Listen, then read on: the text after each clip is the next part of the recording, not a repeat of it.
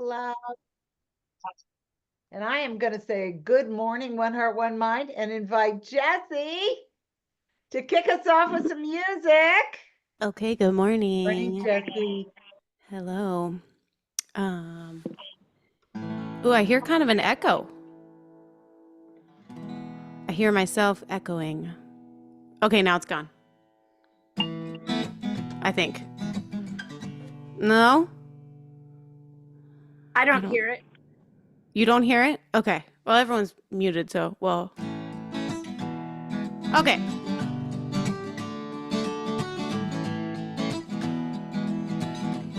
So, I was trying to think of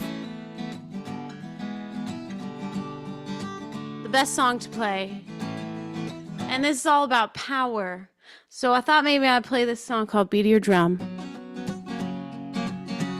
And it's about walking to the beat of your own drum. I originally wrote it about quitting your job, which takes a lot of power. So you'll hear some allusions to that. But you can quit anything. Quit your old beliefs. You can quit your insecurities. And you can walk away. And you can dance away to the beat of your drum. You stumble home and you don't know what to do. It was your last day working there. You've been waiting on this moment for years, and now it's finally here. The last time that the world was so open was when you were 21. Now you're watching the chapter close. You see the infinite possibilities of the next one. It can be so relieving. Moments like this, bittersweet sense of leaving. You look around at your messy apartment and think, maybe I should clean. No. Then instead you go back to bed, 'cause now you've got time for everything. So go on and take your liberty. Go on and travel the world. Go on and take your liberty. Set your soul loose on the open road. Wake up early just to catch the sunrise, or be reminded of the purpose of being alive. Feel that sweet sense of freedom when the pieces and the parts of who you really are start marching to the beat of your drum.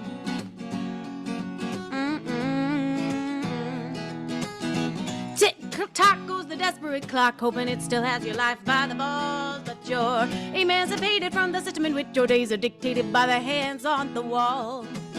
You scoot and shuffle past the bathroom mirror. You notice the chains are missing from your legs, and your uniform and your enslavement's been traded for dancing naked while making bacon and eggs. Baby, better get used to receiving the days as a gift. Better get busy believing this kind of bliss. So go on and take your liberty. Go on and travel the world. Go on and take your liberty. Set your soul loose on the open road. Or wake up early just to catch the sunrise. Or be reminded of the purpose of being alive. Feel that sweet sense of freedom when the pieces and the parts of who you really are start marching to the beat of your drum. Bum bum, ba-da bum, ba-da. To the beat of your drum. This is the part where you guys get to dance. Bum bum, but to the beat of your drum. Doesn't even have to be to this beat. It could be to the beat in your own head, the beat in your heart, the beat of your drum.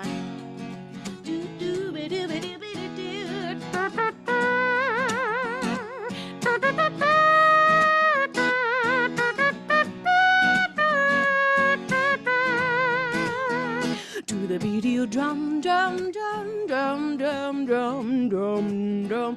To the beat of your drum, to the beat of your drum, to the beat of your beep, beep, beep, beep, beep, beep, beep, to the beat of your drum.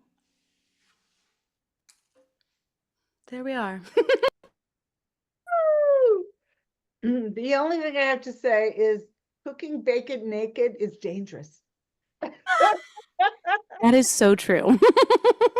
Some people like to walk on the wild side. Thank you.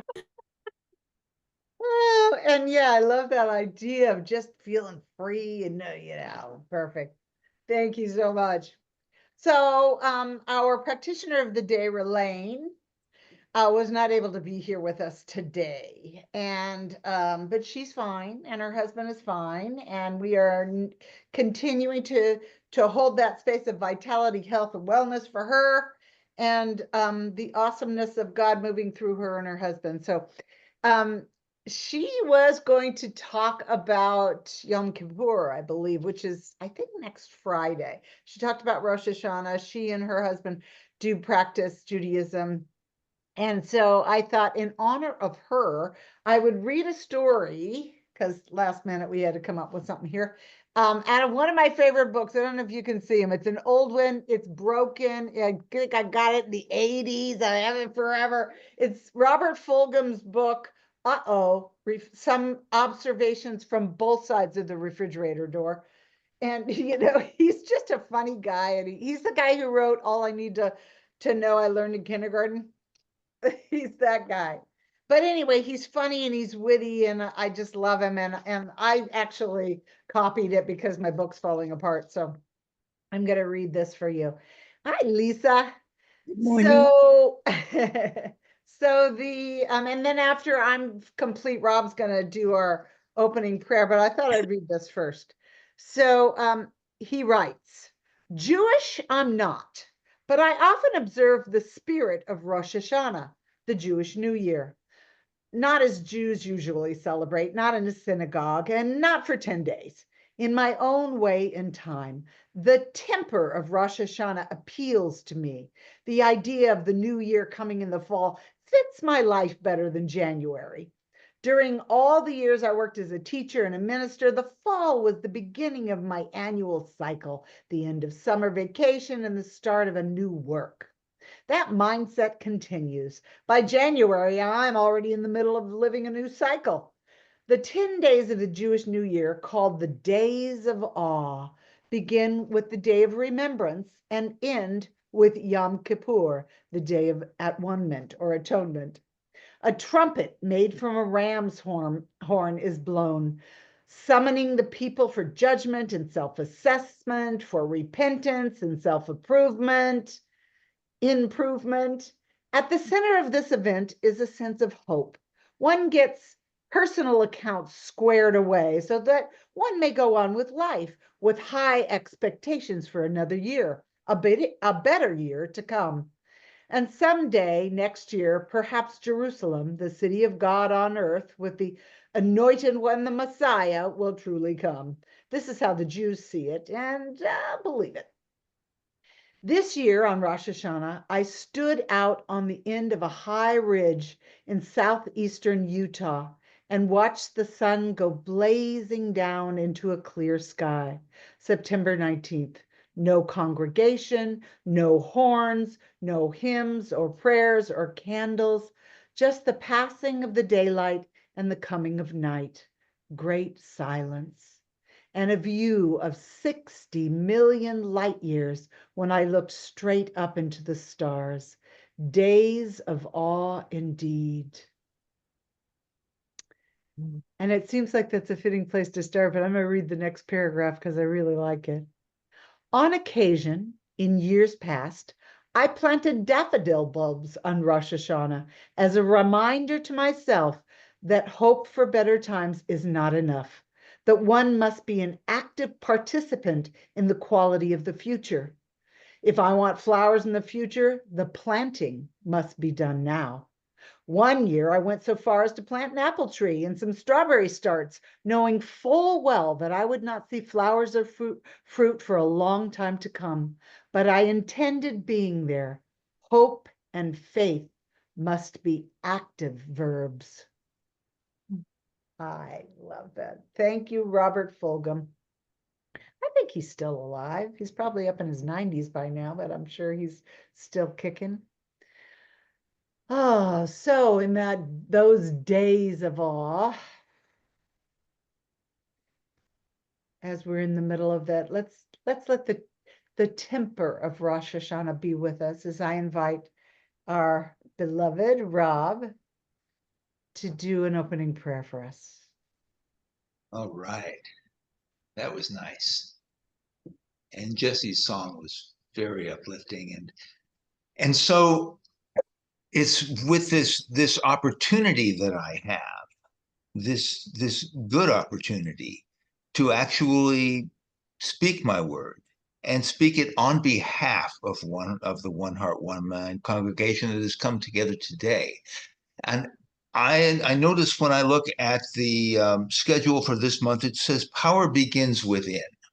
And I don't know if that's what Michelle's going to talk about, because half the time she doesn't talk about what's on the paper, but that does not matter because it's a great place to start.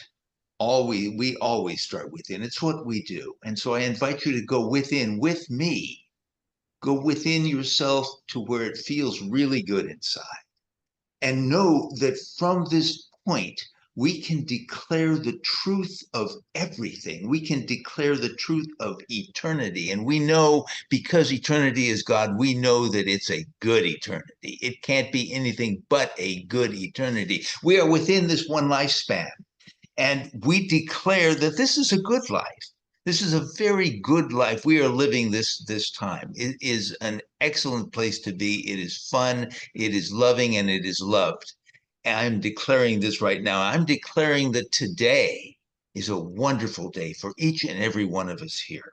That good things just develop, they flower, they come into existence for us, and we celebrate them and we say, aha, I knew that was going to happen. Something good was going to happen, and there it is. And I'm declaring right now that this service is a special service, is an enlightening service, is a happy service for everyone here, that it feels good and very, very good, that there is insight coming to us that helps us in our lives and helps us grow and helps us know that this is good and that we are loved. And so I do say thank you for all of this magnificence in our life. Thank you, God, for all the goodness. Thank you, God, for the goodness that is here. Thank you, God, for what we are about to experience with Reverend Michelle. Thank you, God. I release my word, and together we say, and so it is. And it looks like I got one more duty, which is to read the October's affirmation. I'll do that now. I am still and receptive to life. I let life flow through me in all I think, say, and do. I let life be what it is. Hello? Well, Oops, hang on. I can fix it. I don't know exactly what happened. Let me, oh, dang, hang on. That was weird. All right, I can fix it. Oh, there. Whew. I'm not sure what happened, but sometimes stuff happens, you never know. All right, there you go. Go for it. that was a unique anyway, I let life be what it is without worry or complaint. Daily, I enter into the stillness of my soul where God speaks to me, and so it is. Thank you. Sorry From about Ernest that. Holmes, more or less. Yeah, it was paraphrased. I didn't like the exact words, but it was close. So, I like the sentiment very much. And now we're going to have some more music from Jesse. Thank you, Rob. That was beautiful. Appreciate it so much. I can already tell this is going to be an amazing. It's already an amazing service today. Bringing in the High Holy Days vibes, little autumn blessings. All right, so if we're talking about power within, everybody just take a deep breath and just go inside and just think about, if you can, I'm not even going to say that you are, but you are. If you were completely perfect and beautiful and made in the image of the Most High, how would that feel? And that's what we'll sing about. There in the center of my soul,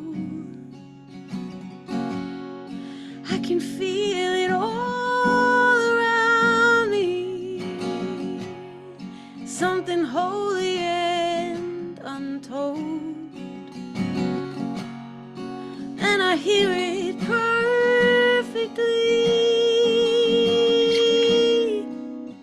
Somehow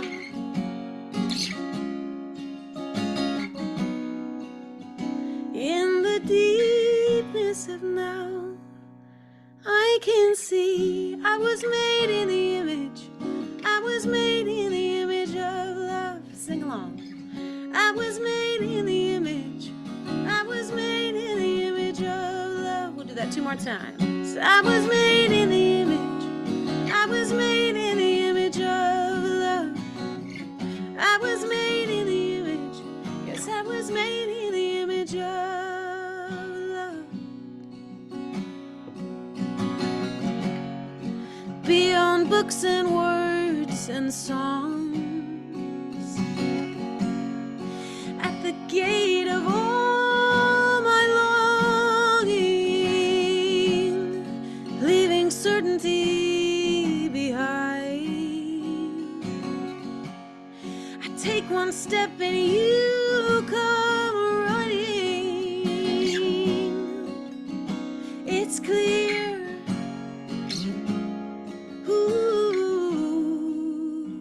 In the sweetness of here, I can see I was made in the image.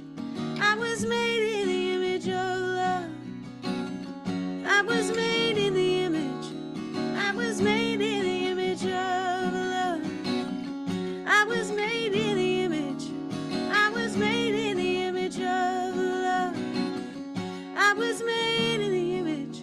I was made in the image of love.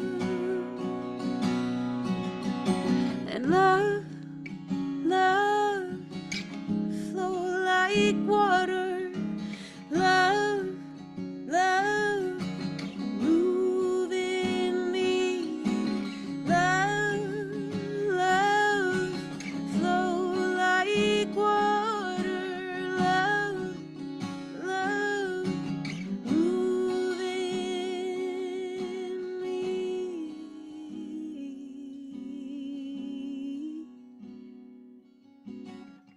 I was made in the image. I was made in the image of love. I was made in the image. I was made in the image of love.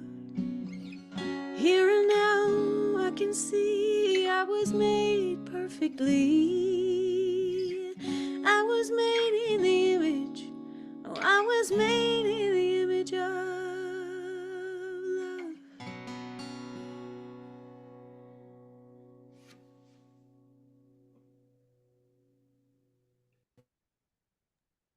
So beautiful.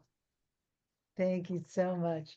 It's a perfect preface, perfect introduction to what I'm going to talk about today. Oh, let's take a deep breath.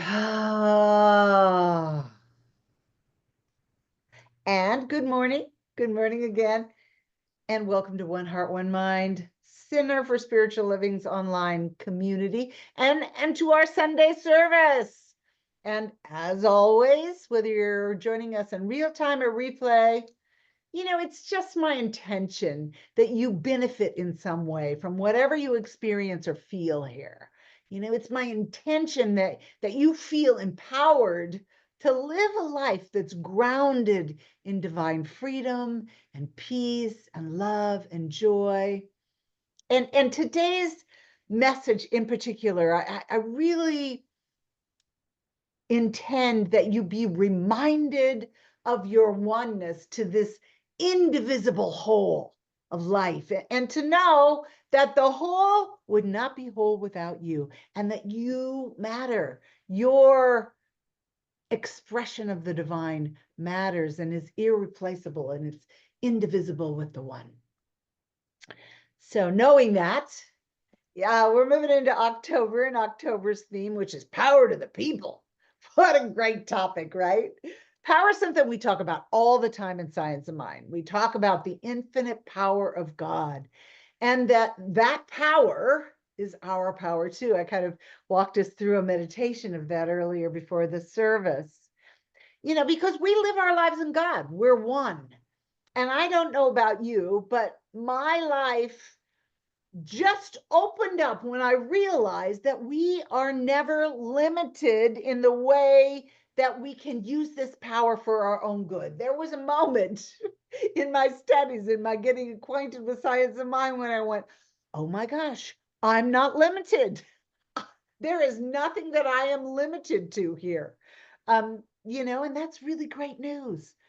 Ernest Holmes, our founder, described power as, what did he say? He said, the energy by which everything lives. Well, that seems pretty important to me. The energy by which everything lives. That's the power that is within the divine and within us. And I think it's a perfect time to talk about power because it's coming in on the heels of last month's topic, which was peace. Because I think I said this too during the month, that the frequency of peace has this kind of great, gentle strength, this stable, open spaciousness about it, and it just kind of holds the natural flow of life's grandness. It's open to the flow of the power of God. It opens us. So I ran across this quote from Ernest Holmes, who often spoke and wrote about this idea, but I read this. It is going to require glasses. I'm going to read it to you. And he wrote,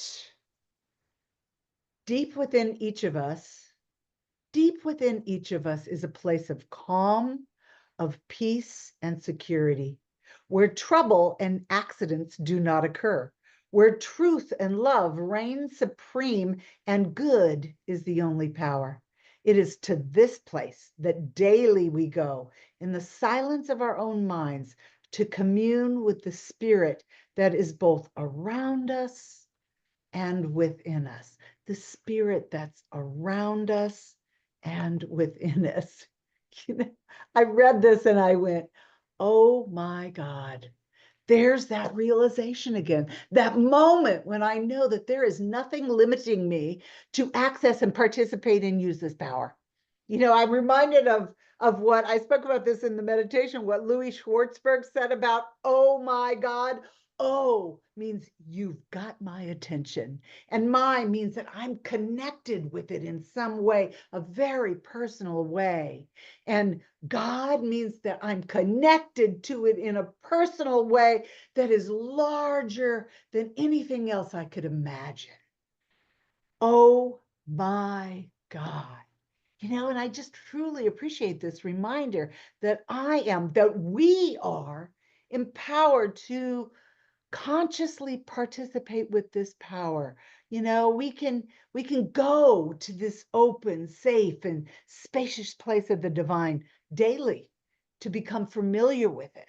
We can use that metaphor of the well, and we can drop our bucket down into the deep well of life and pull up the goodness that's always there and always available. We can participate with it, and our bucket that we draw up the good from, the water from, is our spiritual practice. There needs to be something that we do to draw us into that place. Oh my God.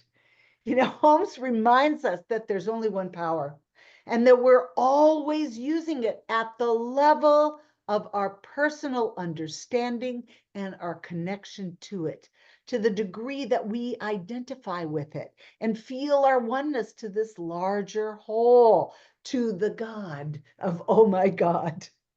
And even if we're not conscious of it, we're still using it unconsciously at the level of our experience of life. So I read this story. I'm actually going to read part of it to you, but I'm going to tell you about it first.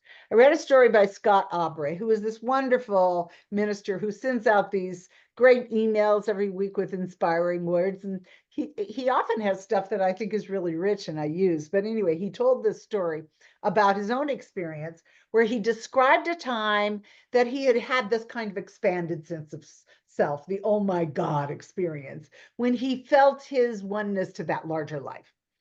And he was hiking with a friend on one of Colorado's, they call it 14ers, mountains. A 14er is a mountain that has a peak higher than 14,000 feet.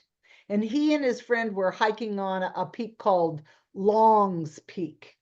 And the trail took them through all kinds of different terrain and landscapes. And he gets into it in his stories, talking about how beautiful it is. And they'd walk above the tree line for a while, and then they'd make their way through a field of boulders. And they walked through a formation that he called, what was it? Keyhole. And after hours of hiking, they finally made it up to the summit of Long's Peak. And here's where he recalls what I'm going to read to you. He recalls his experience of that.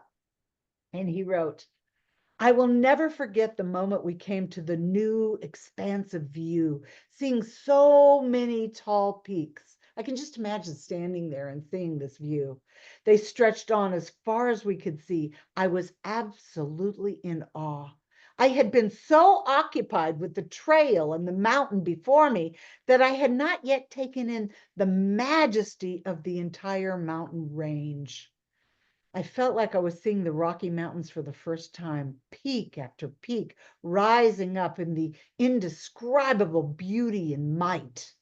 My friends and I could hardly speak." My friends and I, the sense of being on just one mountain disappeared. We were part of something even bigger. And I felt that same power that formed these mountains was within me, flowing through me. In that moment, to find the source of all life, all I had to do was place my hand over my heart. Oh, I love that. To be able to feel that oneness just by placing your hand over your heart. Have you ever felt that way? I've had those moments when I felt that deep connection and that deep awe. And his story is just awe-inspiring, and it makes me ask myself, how many times have I gotten so consumed by my own human journey, by being with what was right in front of me, that I forget to connect with the larger wholeness? When kind of my myopic view of life has kept me locked into some situation or circumstance as if it had some power over me.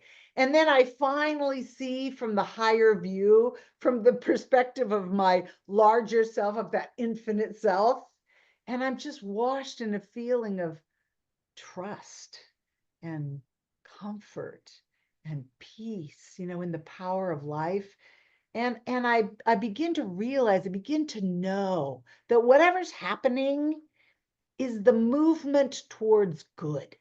Sometimes I think we forget that everything is moving towards a greater expression of good, even if we're not crazy about what's going on right in front of us at the moment.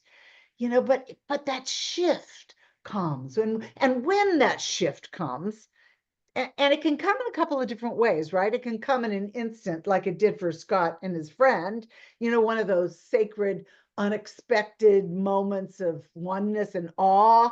The Buddhists call it satori, or in the Course in Miracles, it's called the holy instant, when it happens all at once.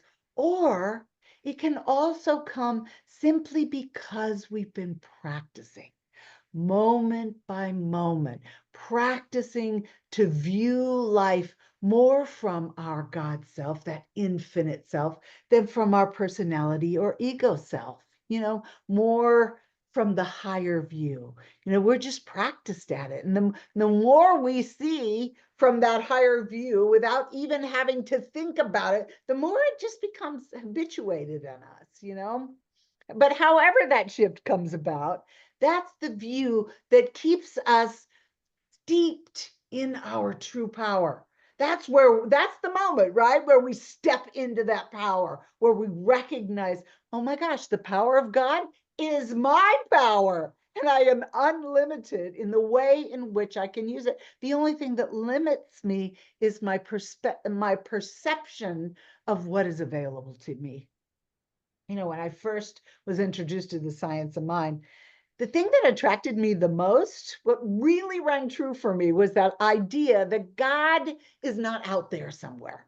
but that it resides within me and within all life, that we're not separate from our creator.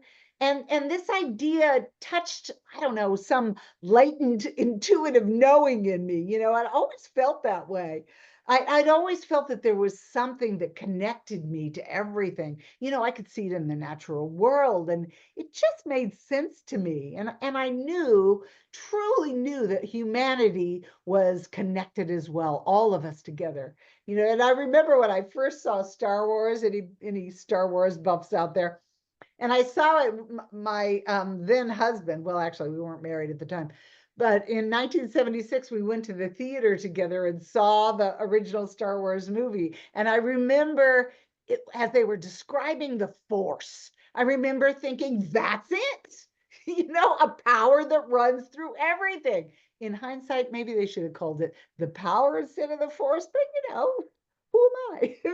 So, I'll talk about the difference between power and force in a minute. But that was my understanding and experience of the idea of oneness, is this power that runs through everything. And I thought, that's it. I just knew. So over the years, my idea of oneness and my experiences of oneness has expanded and grown and been refined a bit. And now when I talk about it, I call it coming into right relationship with God, because God's always there. And it's about me coming into right relationship with it. How much do I identify with the qualities of the divine? How much do I know it's me? It's all about me moving into that right relationship with this divine presence that's behind all things. And honestly, I really enjoyed this ongoing journey because it's continual. I'm never going to get there. I'm just always continue to explore and expand, deepening in my relationship with this presence. It's a journey coming into right relationship. And honestly, it brings me great joy.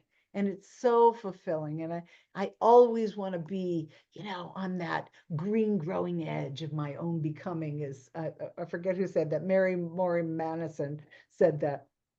Anyway, I have to confess that there are times that, because of my upbringing in a very traditional spiritual belief system, that I have to stop, that I have to really give myself permission to fully and comfortably embrace the idea that I'm one with the power that animates all life in the entire universe. It took me kind of a long time to really actually be able to admit that I was one with God. It just for a long time seemed just a little too sacrilegious. I mean, who did I think I was to equate myself with the power that created the universe?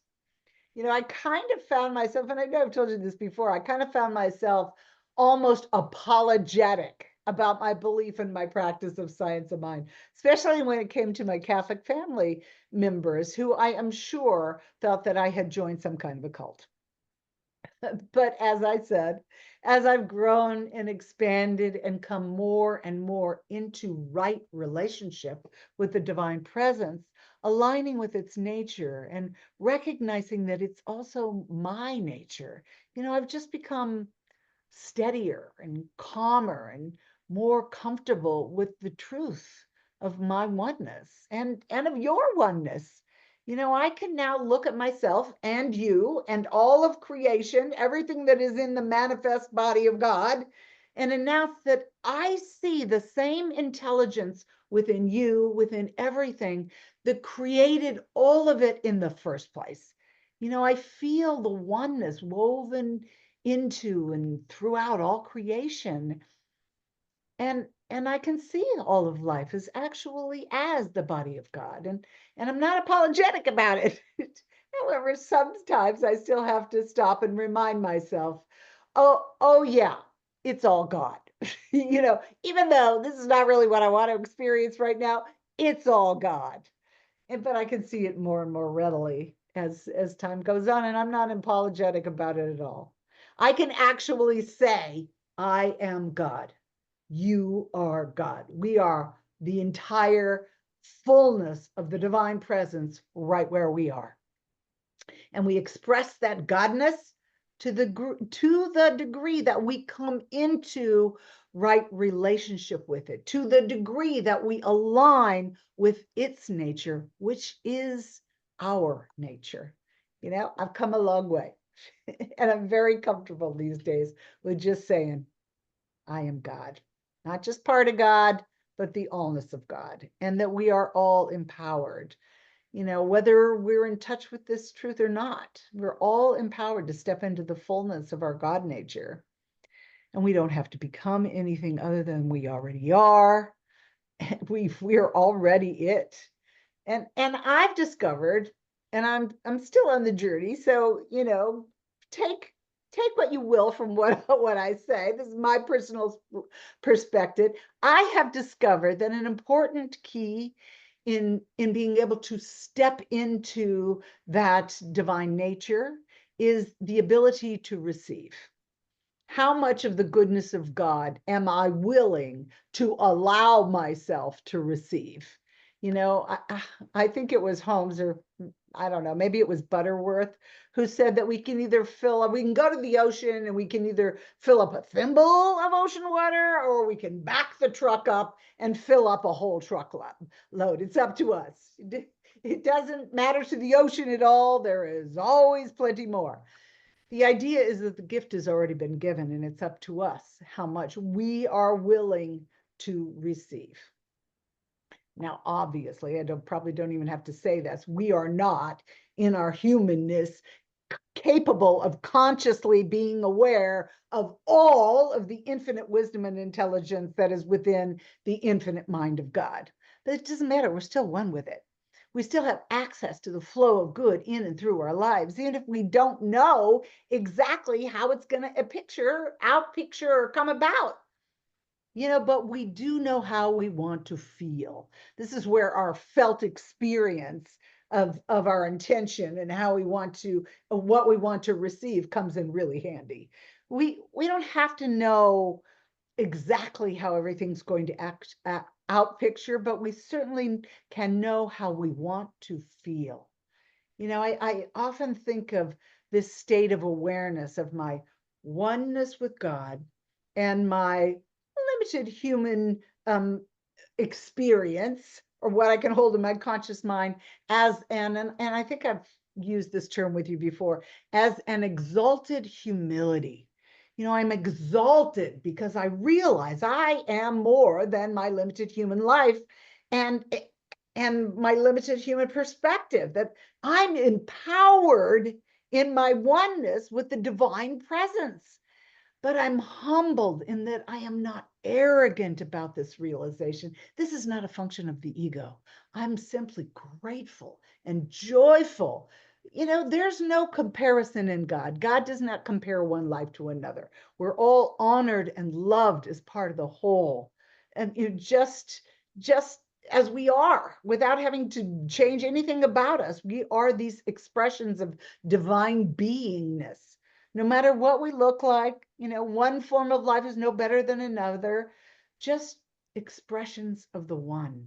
You know, what did Holmes say? Holmes told us multiplicity from unity. So today I'm reminded that we're free to use this power of God, our power, not force, but power. Power and force are not the same thing. The power we're referring to is the power of God, and it is the only power. It has no equal, it has no opposite. It's a power that's the same yesterday, today, and tomorrow, because it's got timeless and changeless. It's an infinite power. But I do think that it's good to differentiate between the meaning of power and force. You know, and so, you know, I turned to David Hawkins' book, Power versus Force is the name of the book, for some insight into this, because I think it's an important distinction, you know, kind of worth looking at. And here's what he wrote in his book. I'm going to read it to you. Is this it? Nope. Hang on. Here it is. Here's what he wrote in Power versus Force. He said, mankind, he just said man, I added the kind, thinks he lives by virtue of the forces he can control. But in fact, he is governed by power from unrevealed sources. Power is effortless, it goes unseen and unsuspected. Force is experienced through the senses. Power can be recognized only through inner awareness. That's the line. Power can be recognized only through inner awareness. Yeah, it's all about what's within us. What I hear him saying is that force is moving things around and trying to control things in the outer environment through physical strength, through limitation, through contraction. Force is used by people who don't understand their true power, that they're not in touch with the flow of life moving through them. Power, on the other hand, is sourced from an unseen realm of cause, the invisible presence and back of all life, the creator of all things. It moves in freedom and it's continually expanding. Power uplifts, it uplifts through freedom and joy. Power is that high frequency of life, right? Peace, love, compassion, kindness, they all flow from power. Power is harmonious and it's balanced. Power is the natural flow of the essence of life. Power comes from right relationship with our true nature. Gary Simmons, he wrote a book called The Eye of the Storm. You might be familiar with it. I think we actually did a little book study on it. I can't remember. They kind of all run into each other. But he tells a story in his book, The Eye of the Storm, about a time when he used to teach Taekwondo, a martial arts, to young students. And he tells this story about he was about to give one of his students a black belt test. And he said that it was always his custom to ask what the black belt meant to them before he went into the test with them. So he would explain to his students, the black belt has no power of its own. It can't protect you or help help get you good grades in school. But what does it mean to you? So he'd ask them what it meant to them. And a 9-year-old student, I think he said his name was Scott, said, well, before I became a black belt, if someone picked on me, I either had to run or I had to fight because I was afraid. But now that I have a black belt, if someone wants to fight, I can walk away. Now that is power. He knew who he was. He knew what was in him. He knew he was empowered to come from the inside out. Not because his ego wanted him to win or because he wanted to show up the other guy, but he knew the power was already there. Power is knowing who we are, knowing that life is for us no matter what, that we're safe and that all is well. Power flows too. I think that's an important aspect of power. At least that's the way I see it. Just like an energetic vibration, it flows through everything, like a current of water or a current of electricity. The energy of spirit's givingness, the power of spirit naturally flows through everything, and when we embrace those higher frequencies, when we allow ourselves to vibrate at the level of the frequency of the divine life, it just moves through us naturally, everything. I think it was Ralph Waldo Emerson who said that, and I'm paraphrasing here. He said that he couldn't understand why we make such a problem by frustrating the flow of good. He said that life would be much easier and simpler and the world would be a much happier place if we didn't interfere with the natural flow of nature. And he went on to say that there would be no need for struggles or convulsions or despair or wringing of hands or gnashing of teeth if we wouldn't interfere with the natural flow of life, of nature, and I have to agree. It's our resistance to that natural flow of the givingness of spirit that gets in the way, that frustrates the flow of life. And so I think it's important to mention that another aspect of power is that it always works towards the common good, the good of all. Yes, it enhances our own lives, but when our lives are enhanced, when power is true and real and at that high vibe of God, it enhances all of life because it's born out of oneness. It's inclusive and connective, and it springs from the whole of life. So this week, I invite us all to come into right relationship with the power of the divine presence, which is our power as well, and to direct it and to let it flow like water, using our thoughts and our feelings and our actions in the world, kind of spraying the goodness all over everything around us like a blessing of gratitude, of love, of friendship, of peace and plenty, all of those wonderful aspects of the divine, and then to vibrate at that high frequency, to come into right relationship with God's power as our power, our exalted humility, by making the flow of God's goodness the activity of our awareness, to keep our perspective on that high vibe, and to use the flow of God's power as our power, which of course it is. And we don't have to manipulate things to make it happen. It's already happening. We just have to get out of the way and not disrupt the flow, because we're a point of expression for that.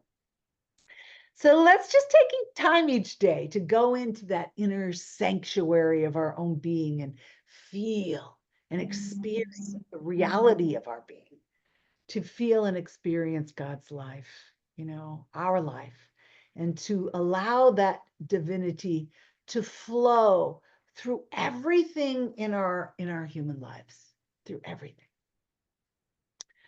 So let's move into a little short prayer here where we just know all is God, all is us. The power of the divine is the power within us. We participate with it, we use it, knowing that we speak our word clearly, empowered with this beautiful, loving presence of the divine to go through us, be channeled through us and out into the world to raise and up-level the frequency of the divine gifts that have already been given. I'm so grateful for our gift of being able to create and experience all the goodness that is within this divine presence. I'm just so grateful. So knowing that, I relax in it, I hold it as truth, release it into law, and together we say, and so it is. And so it is. Going back to gallery view. Oh my goodness. So Lisa, I do believe, sweetheart, that you're doing the sacred giving and the benediction. So Right. let me get that up here for you. Okay.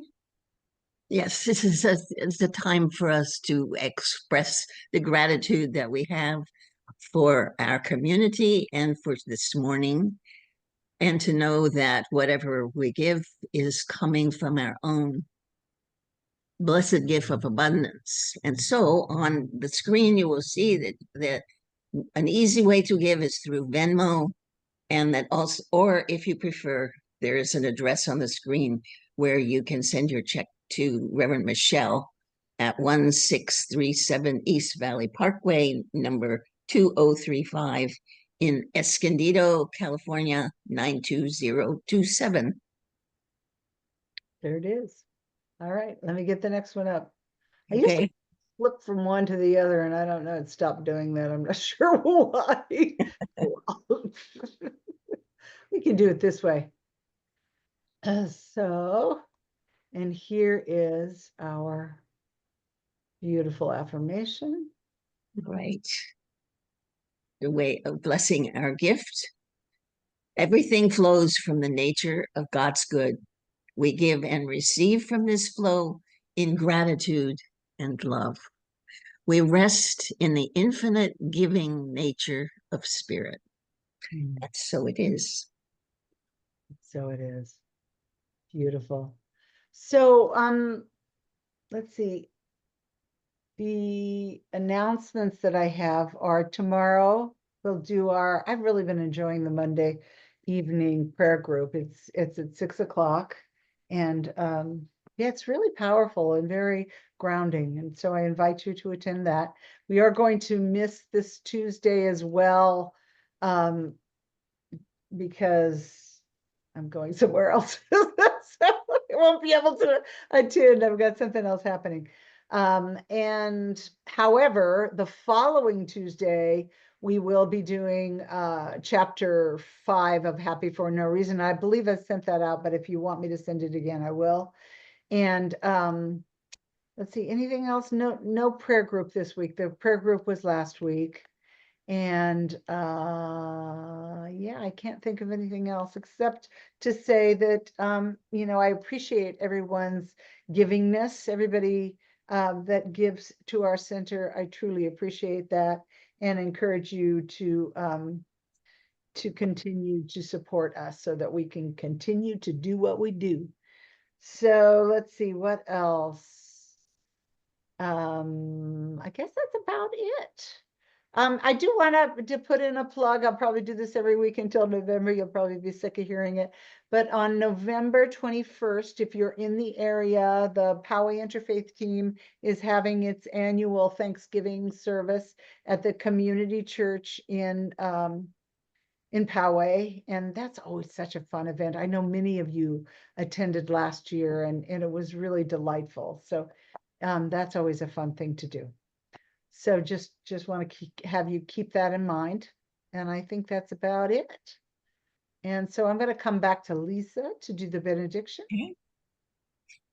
Okay, so now if you'd like to close your eyes and take a nice deep breath and just soak in the gratefulness of this morning and of the spirit of this morning, and to also save in your mind the idea of really paying attention to the flow of spirit through your life and I know that each and every one of you has the ability and to notice when your own perspective gets in the way of seeing the awesomeness of our oneness with the universe and with one another, and the beautiful gifts of spirit that are there when we open our eyes to seeing them. And I know that this service has blessed everyone, and that each of us has received our own personal gift of awareness or love or information from this morning.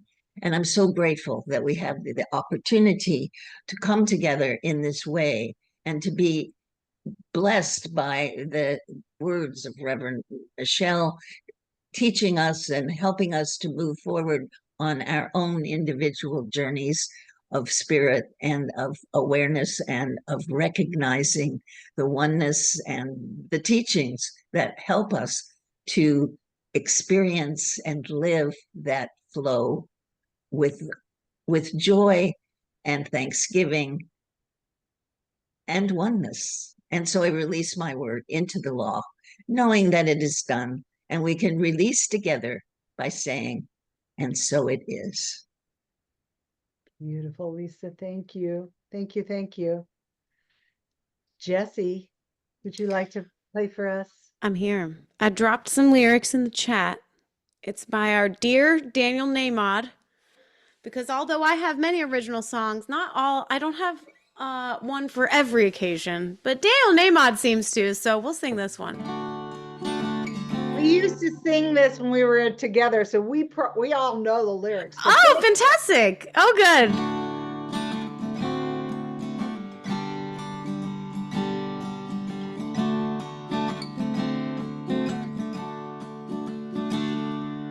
Love is my decision. It's up to me to give up my heart. Love is my decision. No one else can tell me to start.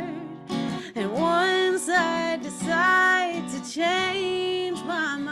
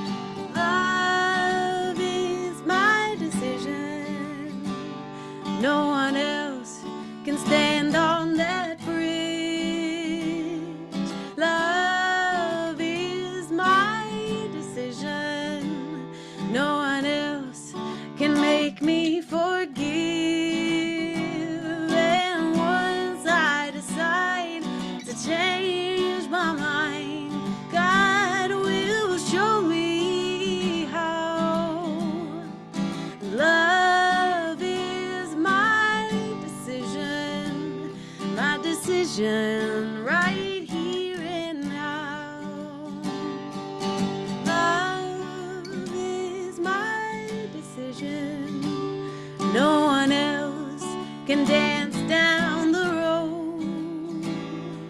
Love is my decision. No one else can lighten my load. And once I decide to change my mind, love will show me how. Love is my decision right here and now.